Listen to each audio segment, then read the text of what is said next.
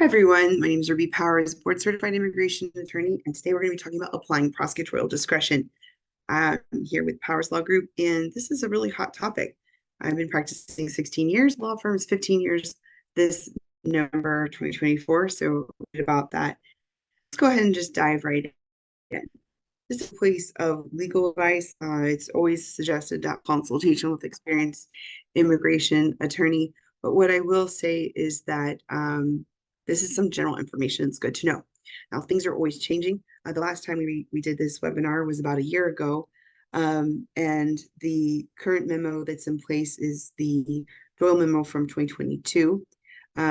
After the election, this could change, so it's important to look around to see what law is controlling at the time. I want to make this more general, so it's not necessarily time specific, but let's go ahead and dive in. Prosecutorial discretion refers to authority granted to law enforcement agencies to determine how and whether to enforce laws in individual cases. So it gives them some discretion to either go to maybe dismiss a case, to stipulate to elements, to move them forward, to reopen, to dismiss and close and terminate. It gives them some leeway to do some things that don't necessarily require a judge or another adjudicator's action by like USCIS or UIR, for example.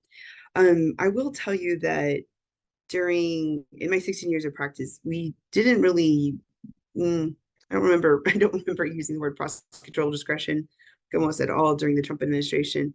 And then it became more and more prevalent in the Biden administration, and then expanded upon. There were different lawsuits and different expansions and contractions of it. But the concept of giving law enforcement opportunity, or OPLA is one agency we mostly are working with, to evaluate whether it truly is a priority or not, and which cases to prioritize. So prosecutorial discretion is guided by different memos, and right now, at this time of the webinar, we're under the Doyle memo from 2022, and which set enforcement priorities. Like we mentioned, election cycles can definitely have an impact on prosecutorial discretion, and we saw a huge evolution of prosecutorial discretion from like 2020 one to now 2024. So and there's usually different memos that you would apply, and that helps understand the guidance for the prioritization. But the thing that you want to know is that this gives an opportunity for OPLA for guidance for terminating cases, to not go forward with them, to maybe reopen cases, requesting stipulations and things like that. That's what that means. So the Doyle memo, it gives attorneys the maximum use of prosecutorial discretion. It gives a lot more detail as to what's a high priority and what OPLA attorneys are allowed to do. So let's walk through what are some of the things we're talking about. So it gives guidance, so you could ask to terminate a case, or maybe OPLA will just say, hey, let's terminate this case, or they will just terminate it.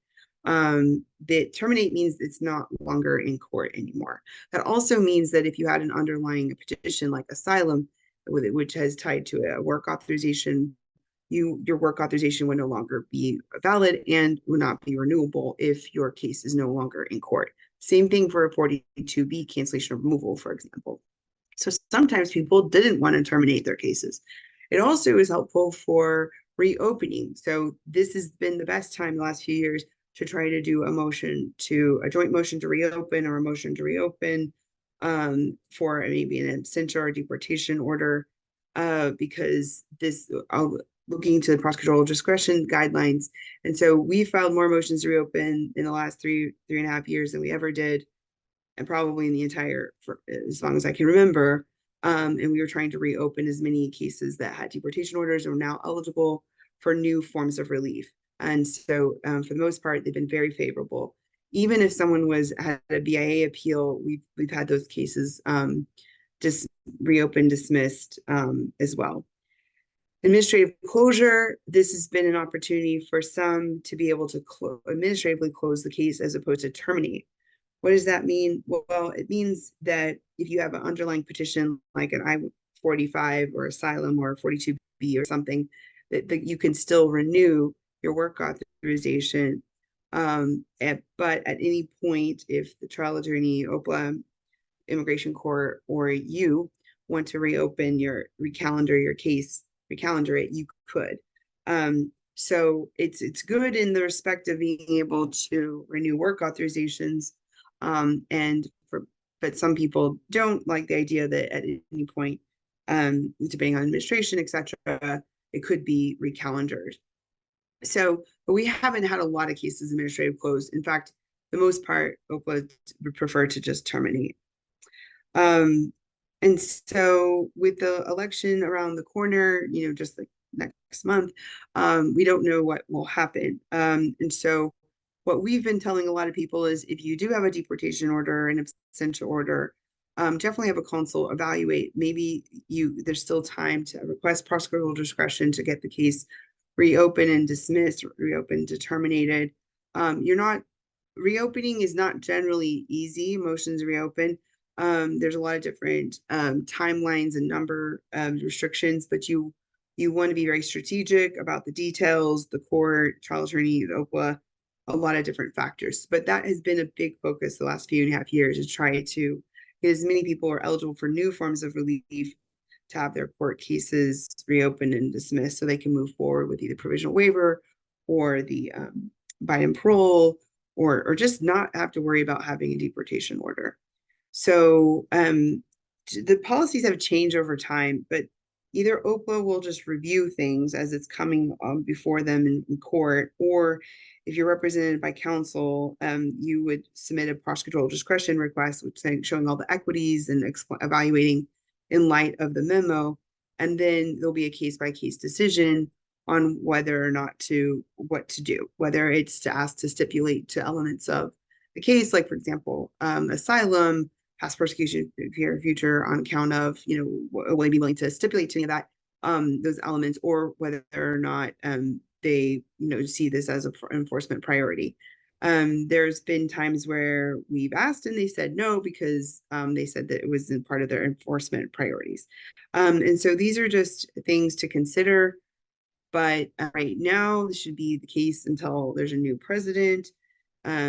If there's Harris and more in line with Biden, then I think we'll have a continuation of this policy. If it's Trump, we'll probably won't even have a prosecutorial discretion policy.